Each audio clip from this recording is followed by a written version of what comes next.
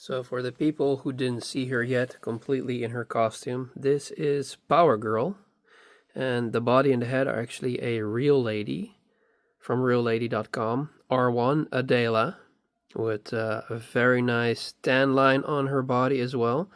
And she looks amazing. I have her as a display piece right next to my PC area, so I get greeted by her every single day.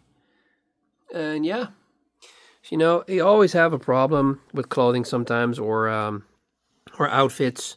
She does fit her outfit very well. I think her chest is a little bit too big for the outfit, but then again, you know, she looks really nice. And yeah, all I had to do was get some high heels, which I have not done, so she's wearing sneakers. And then these boots are just things that you can put over those sneakers. So that's why high heels would be preferable, would be more nice to see her in that stuff like that. Her belt, I had to shorten it because her waist is very thin. But yeah, she does resemble a real person because of all the body data that reallady.com has. But she is just amazing.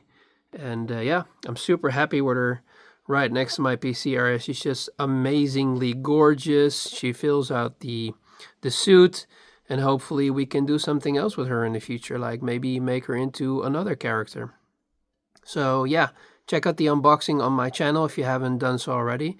And for now, I will leave you with some spinning plateau video.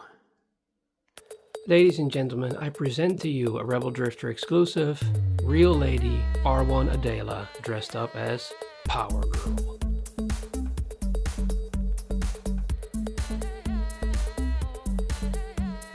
She looks so thick in this outfit. It's just really nice.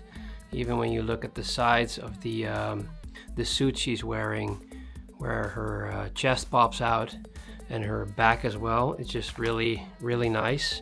I think I chose the correct size, which is actually pretty difficult to do sometimes. It's just such an amazing suit, and I've been wanting to do this for a very long time. In my opinion, she looks very realistic and really, really cool.